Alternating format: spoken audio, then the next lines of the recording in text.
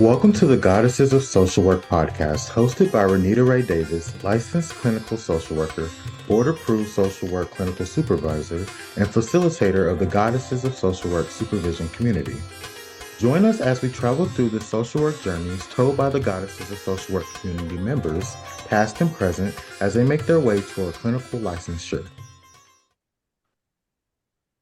Welcome to the Goddesses of Social Work podcast. In today's episode, Christina Arnold, LMSW, has joined us. Christina Arnold is a licensed master social worker from Alabama with over 10 years of experience working in the social services field. Christina obtained both her bachelor's degree in social work and her master's degree in social work from Troy University. Christina is committed to making a difference in the lives of individuals and communities. She has developed a passion for working with at-risk youth as she currently works for the Alabama Department of Youth Services. Christina is a wife and the mother of her beautiful art-loving 8-year-old daughter. She also has a passion and love for music as she currently serves as the worship pastor at Living Word Fellowship Church. Christina is currently pursuing her LICSW and is excited about her future in the profession. Welcome, Christina. I'm super excited to have you on the show today. Thanks, Renita, for having me. I am so excited and looking forward to this conversation just to kind of, tell my story and share with the people and the goddesses. So thanks Oh, again yeah. for the invitation. Awesome. I'm so glad. And we're excited to hear your story. Christina, when I was reading your bio, I loved hearing about your creative side, your passion for music, and your art loving daughter. Social work can make one hard around the edges. How do Absolutely. you stay soft to the flow of creativity? I love this question. I'm very intentional because music and art in general is just a passion of mine and my family. We use the arts to kind of bond, to just kind of be present, especially being in the social work profession. Like you mentioned, it is very rough around the edges, and lots of days you come home after having a hard day. Music is a wonderful way to just kind of decompress. And the fact that I can share that with my family is just even better. So it's almost like a double whammy. It's self-care for me, but also a way of disconnecting from work, but connecting with my family. So we just love it, all the way from music to the paintings to movies. I mean, every aspect of art. Our house is just an art house, so we love all of it. I love that so much. I was thinking of my sister, who is a music therapist. She's a licensed music therapist in New York, and how music has infused her career. As we are about to ask you about your social work journey, I'm wondering, do you see pre how presently music has been throughout your career, and or can you see yourself using music in your career with social work? And go ahead and let that lead into tell us about your social work journey. Okay, absolutely. I definitely feel music is definitely pivotal in my social work journey. Actually, I love to use it as a form of engagement, especially with my clients, building that rapport and just kind of, building up to just making that connection professionally. I love that's one of my leading questions. What's your favorite type of music? And it just goes from there because, again, I feel that music brings us together and it's kind of initially maybe a little off-putting because that's not what your client's expecting. But once they get involved and get engaged and find that again connecting point, it just makes going into the actual service or whatever we're providing, treatment provided to them, just kind of flow a lot easier. Just to give you a little bit of my social work journey, I started in education. First of all, I was always exposed to social work, but I never planned to be a social worker, if that makes sense. Growing up, my parents were foster parents.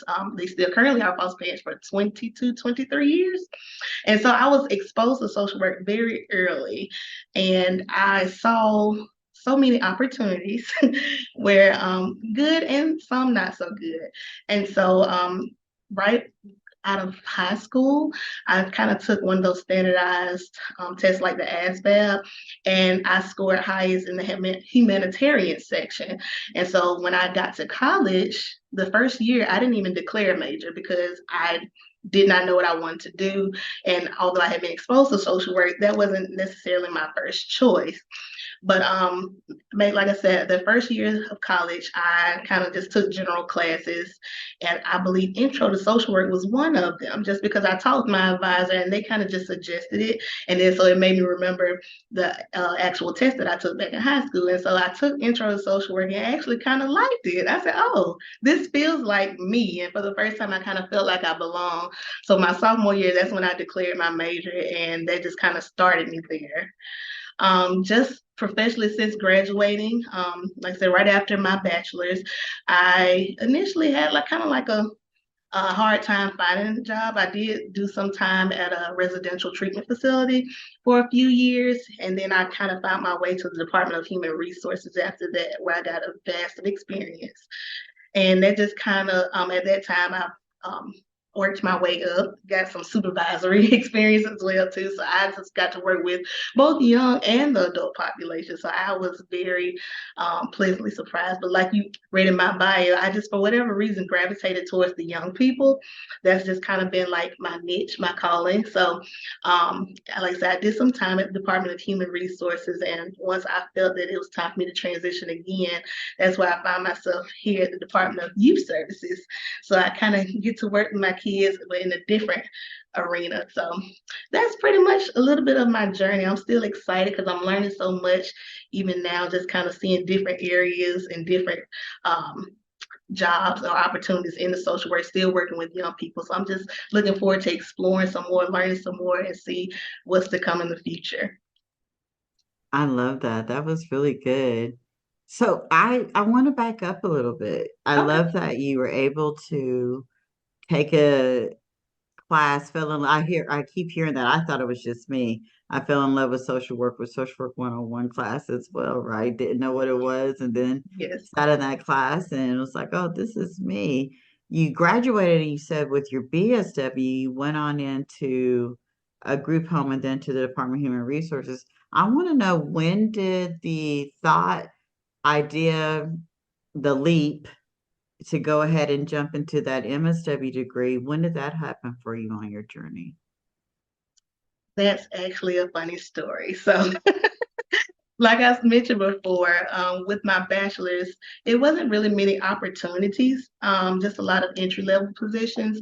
So once I've gotten at the Department of Human Resources, I saw some of the positions that I was actually interested in did require higher level learning.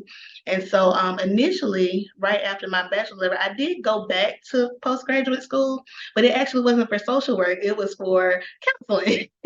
And so I've always, growing up, I was always the person that people would come to for advice.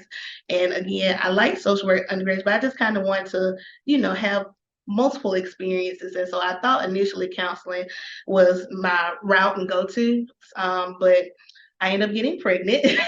And so I actually took a 7-year gap.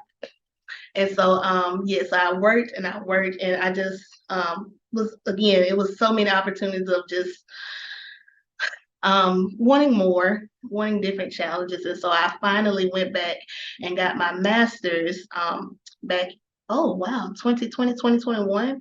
And it was the best decision ever. It was funny because before getting my master's, I never really was interested in licensure. I didn't go for my bachelor's level. I just kind of just wanted to, like people say all the time in this profession, help people. And so, but like I said, just kind of working in the field and being exposed, I wanted to make an impact on a larger, more macro level. And I felt like the best way of doing that was getting my master's and also becoming licensed. So that's kind of how I got here in that space.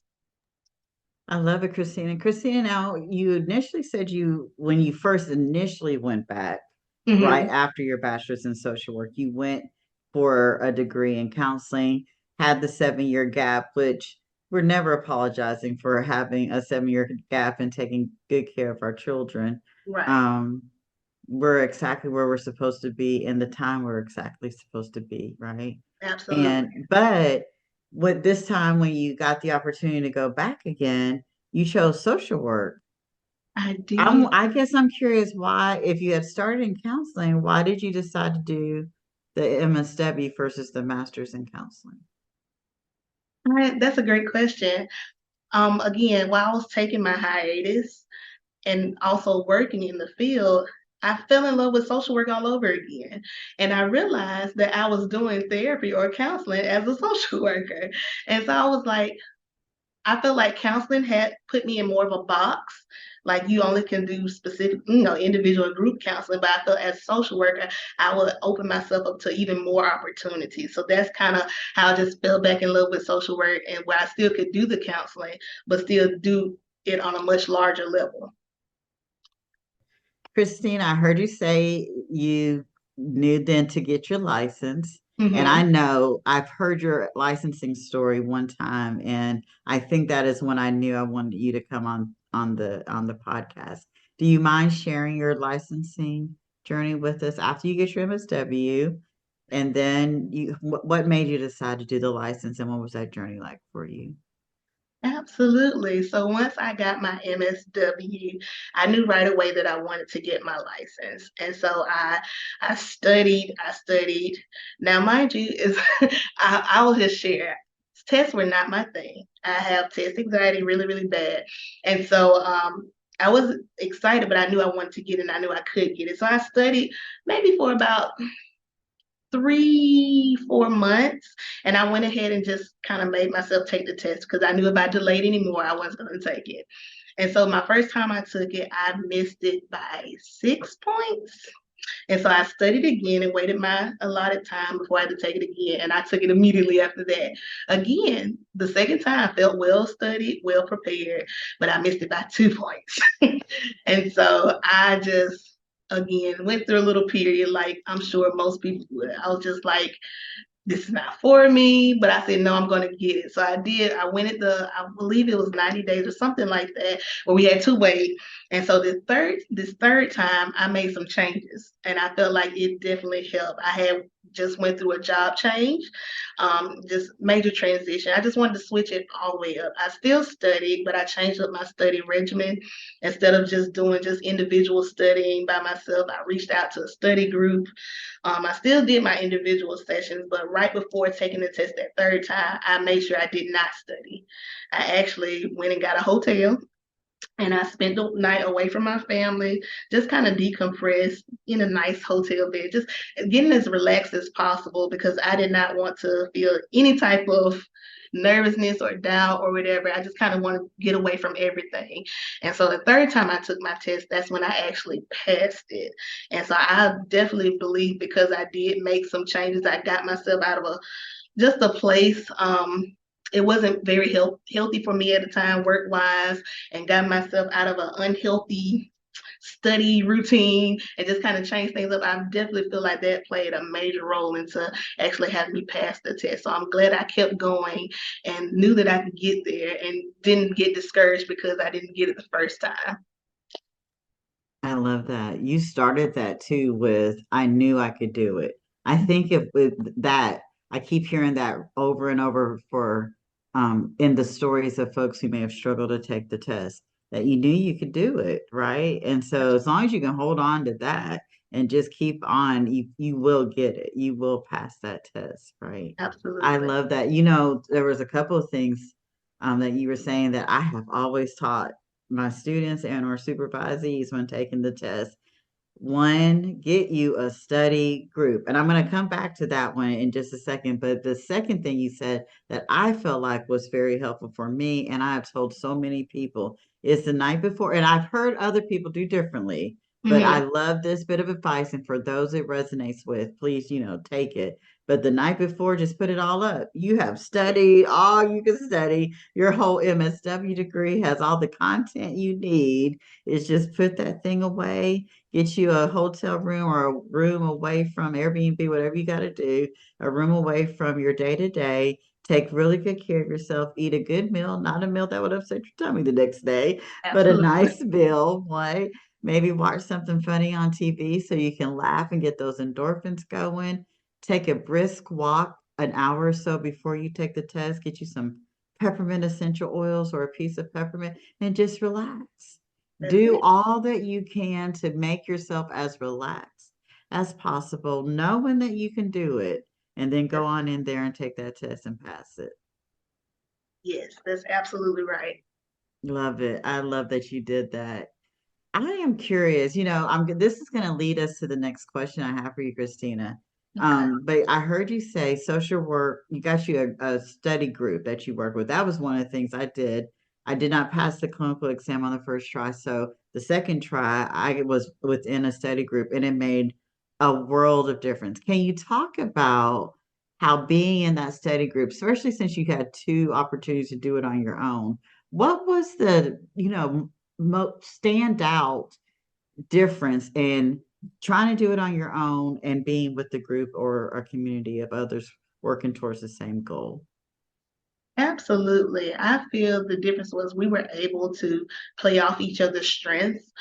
Areas that I knew that I struggled in, for example, the human and behavior element of the test, that was the area where I had needed the most help. And in my study group, my classmate actually was strong in that area. So we were able to just kind of use our strengths and to help strengthen each other, like, hey, you might want to try looking at this, or this is what I use to remember this. And so it was very helpful just exchanging study tips. Also, too, it's helpful being in a community where you all can relate, and we all were just trying to come together to pass the test. And so we was able to support each other and, kind of check in on each other and be there for each other, even when we didn't pass, if that was the case. So I think it definitely was very helpful just having that community of people who understands what you're going through, who can help build you up, who can help give you some helpful tips or suggestions of what they've done or ways they may remember certain information. And just ultimately, like I said, just that support that you need. And I think it made all the difference. Absolutely. It really, really does. And the some of the ladies because I took my clinical exam over a decade ago, and we're still Facebook friends and kind of keep up with each other that way. That community of those women working towards, clinical licensure with me, we are still in contact to this day. It's how we build relationships. I love it. This Absolutely. leads me to my next question, which is, one of the premises of this particular podcast is to create community, right? And so Yeah. I was curious, Christina, in what ways are you a part of specific social work communities? And are there any communities that you have created that some social workers may be a part of? Okay, well, I'm currently a part of the Social Work of Goddesses clinical supervision community. I love so much. It's definitely helpful. Again, just being around a community of people who understand where you are in your journey and can help build you up, strengthen you, encourage you, give you different helpful tips and things that they utilize that might help. And also, it's just a good way of just having a wealth of knowledge and resources. I love it. As far as other social work communities, actually in this new year, 2024, one of my goals was to actually join the National Association of Social Work. So that's a new community that I'm going to go ahead and become a part of. And I'm so excited because, again, I feel like just networking and just having and being a part of a community is so important, especially in our field, because we all we have. Nobody, I feel, in my opinion, nobody understands social work like social workers. And so it only makes sense to just be a part of a community where like-minded people can come together, support each other, exchange resources. I feel like that's the best way we can make the biggest impact. So yes, that's my goal for 2024. That is a great goal. I encourage everybody, Yes. all social workers, to get involved with not only the national level NASW, but your local level as well. It could open doors you didn't even know were possible for you. So I'm really excited for you and can't wait to hear some feedback on that and what benefits you thought it brought you over the next year. Christina, are there any communities that you've created that, it doesn't have to be a professional community. It could be a community within your communities that you've created that, social workers, and you may not call yourself social workers, but, social workers may show up at and or be a part of. Okay, definitely. As you mentioned before in my bio, I'm the worship pastor at my church. And so a part of that is not only we do just the worship music ministry, but a part of that we have small groups that I'm the leader of. And so part of that I like to, of course, we meet weekly, and I also like to bring in different people. And sometimes that is social workers. I bring in different people, just kind of again not just pour it within from the spiritual side, but on the natural side, just kind of let them know what resources are out there. We share a lot in that group and end up praying together and just kind of again checking in on one another. So that's the kind of a group I created. Again, it's not just social work based, but we do have other social workers and licensed therapists and just different community leaders come together where we kind of just share and exchange and build each other up. So that's something I'm doing. I love it. I love it. Using your skill set outside of the profession, but also reminding social workers, which is one of the points of the question is your communities are outside, have that balance of work life and find communities outside of your profession that you're already a part of and or like-minded people are a part of already. So Yeah. I love that. And one of the things I was reminded of when you just answered that question is that you asked your clients when you're first meeting them and building that rapport. What's your favorite music? I wrote that down because that's what I'm going to start using with my clients. What are some of the results, Christina, of asking that question with some of your maybe tougher, more difficult clients? What has been the result of asking that question to them? It's always so funny because I get all kinds of reactions, especially working with young people. You have the surprised look like, what did you just ask me? Sometimes you have the automatic, just the smile will come and just like, oh my goodness, Miss Arnold, I love rap, I love hip hop, I love these things. And they just, all the guard that they had when you first came in just immediately goes away. I've had some more challenging that's, more reluctant. They'll kind of, maybe get a little quiet or reserved or think about their answer first. And then so usually at that time, I just kind of start with my example and just leading it, and then eventually they'll come along. But I've gotten so many mixed reviews. But in the end, it always turns out positive. So I just kind of made that a part of my engagement routine because I feel like music is so universal. I mean, it's a language of its own. And for the most part, it brings people together. And so even if you agree to disagree, it's still a good conversationalist piece. So I love to ask that every time when I meet a new client. I might have to start asking it on the podcast. I often say, I Absolutely. know, right? I often say that music is the soundtrack of our lives. I'm sure it was in a book or a movie I heard. I'm not going to say credit for it, but it is the soundtrack of our lives. And I can really just imagine how it can soften a client up when they start thinking about what their favorite music might be. What is your favorite music, Christina Arnold? My favorite, well, I have two. I love R&B just because when I do need to decompress, I need something sultry, I need something real melodic. But of course, again, I'm the worship pastor. I love me a good gospel number too. So when I need some encouragement or need something that's going to help take away some of those negative thoughts I may have, I turn to gospel. But yes, it's a good mixture. But I like to kind of listen to some of everything every now and then just to kind of see. I love to be kind of connected. I think that's helpful, especially when it comes to cultural diversity. I like to dabble in a little country, a little eclectic. I listen to some of everything, but my two favorites definitely R&B and gospel. Such a social work answer. Such a beautiful social work answer. Because I was wondering, like, with your clients, if they had a music genre and or a song that you had not heard, would you be willing, as part of maybe the next session or whatever, to have done your own homework and listen to one of their songs that they mentioned and or that genre of music so that you can bring that with you into the next session? Absolutely. I've done that. And I've also encouraged some of my other therapists that I work with to do the same. And I've actually had some of my therapists that I that DYS contracts with, they actually implemented that with the child's treatment plan. Like if they're having a bad day or their coping skill is listening to music, they'll allow them a certain amount of time to just kind of listen to their favorite genre music, and they'll just kind of set the tone for them to kind of redirect, regroup, and they'll continue with the treatment. So definitely. That's a whole curriculum right there. Social I work. believe so. Yes, and you're the perfect person to write it. Social work and music-based interventions. I There you love go. There you it. go. Thank you. And you know, my initial question was, and I backed up on it, but my initial question was, do you see how music is being infused in your professional life? And I saw your face a little bit, but then I'm like, here it is.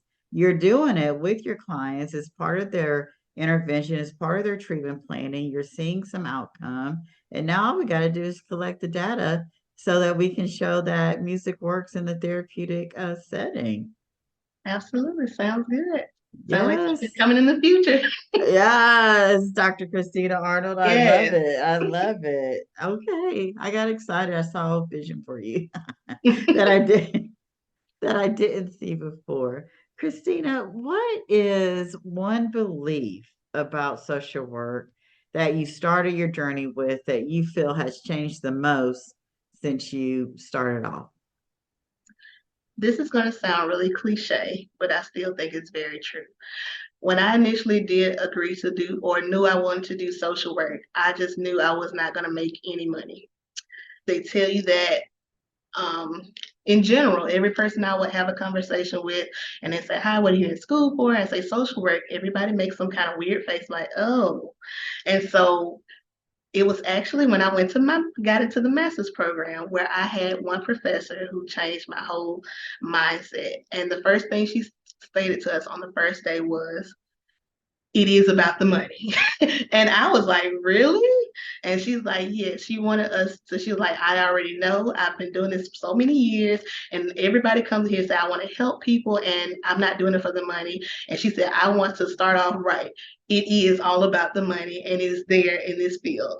And so ever since then, and just kind of talking with different social workers and seeing the different ways social workers can make money and that there is money in this field, absolutely. I've definitely had that change of heart and change of belief. And I also share that with my coworkers and even my superiors. When I go into a job interview, that's one of my questions for them. How can I grow? What are the growing opportunities here? Because I do want to grow. And that also means my money's going to grow.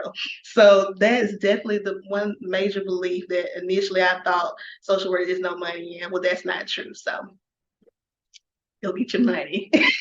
Yes, it is about the money. Who can we shout out? Who infused you with that That was wisdom? Professor Jackson at Troy Yes, University. Yes, yes, yes. And she is newly minted, Dr. Jackson, I heard yes, recently. So, Dr. Jackson. yes, Yes, yes, want to give her her accolades and give her her flowers. I love that she gave you that gift. And it also sounds like, that has given you, because when we talk about salary negotiation and social workers, oftentimes you're like, oh my God, I'm so scared to have that conversation.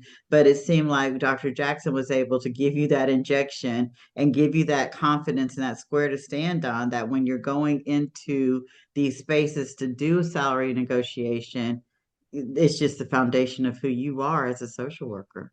absolutely. And I was definitely appreciative that she was able to break the ice and actually, like you said, go over that because we did talk about that in a couple of the courses, negotiating, knowing your worth, knowing your value, being able to articulate what you bring to the profession so that you can get a fair wage. And I definitely agree with that. And I use that. I mean, I know you're another one, Renita, who encourages us to negotiate. This is what you bring. You deserve it because you work really hard. You deserve it. And so I'm definitely appreciative to Dr. Jackson and you for again encouraging myself and we encourage others that it's out there for us. So all we have to do is just go get it. That's it. Get that bag. Get that Absolutely. bag. Yes, I love it. Christina, I have just one last question, it looks like, for you today. We didn't really talk about it, but in your bio, you mentioned being married, you mentioned your beautiful 8-year-old art loving daughter. and your community, the worship team that you lead, and being the worship leader, that's part of being a part of a ministry. So I'm imagining the extended communities that having been the leader brings to you. So it feels like you have this. I'm ambitious. I'm gonna be about my bag. I'm gonna work in places that I enjoy, that want me there, and I want to be there. And one of the things I know to be true about you is you're going after certifications and courses that will lead you to becoming an expert in this field that you're so passionate about. But Yes. then on the other side, you have this beautiful family and community that you're cultivating as well. So I was thinking about work-life balance and what fills your cup. And is there any advice that you can give social workers out there who may be struggling to fill their cup right now? Absolutely.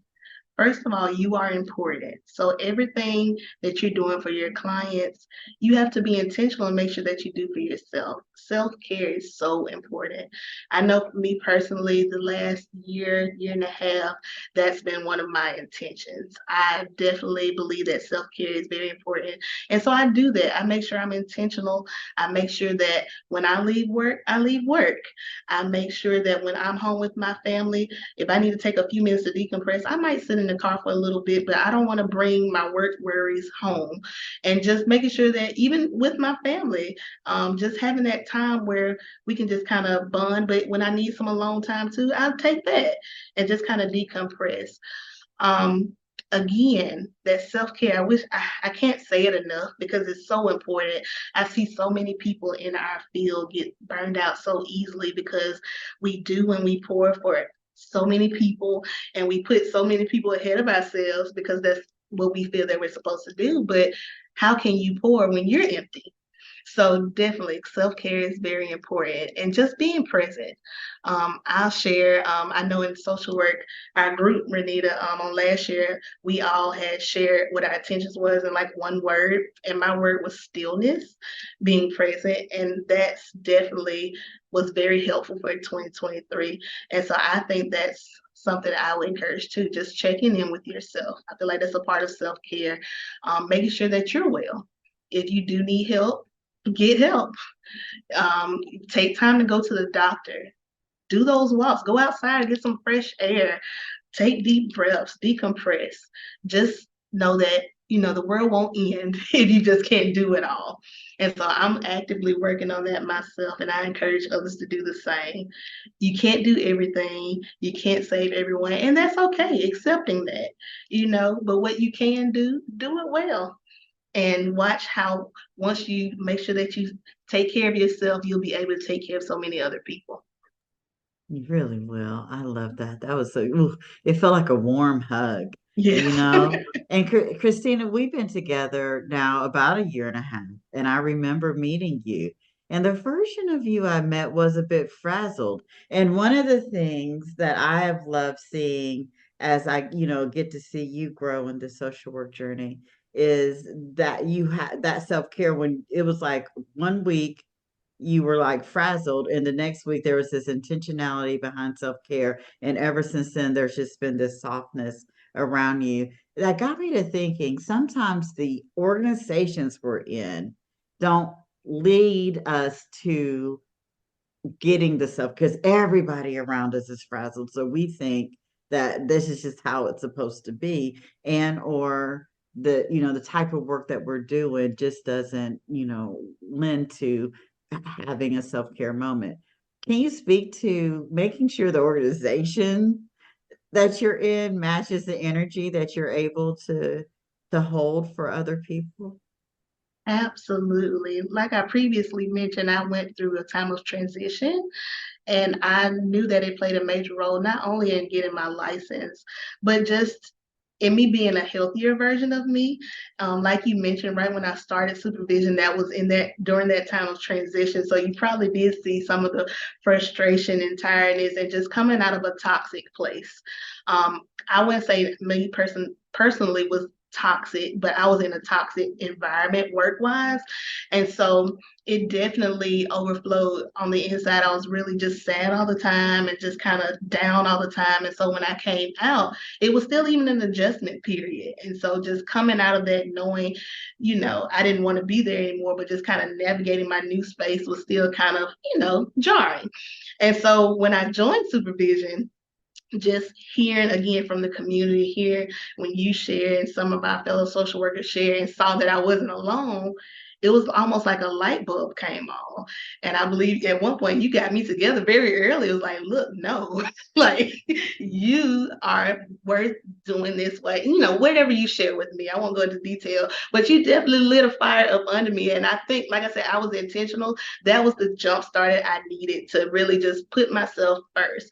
I know sometimes it sounds really selfish, but like I tell some of my clients, it's okay to be selfish sometimes, and that self-care is not really selfish, but it's a means of survival. Because if you don't take care of yourself, you can't take care of anybody else. And so once I received that, yeah, the change was immediate. And so I'm, again, just appreciative. And I want to encourage everybody who's hearing this podcast, self-care is so important.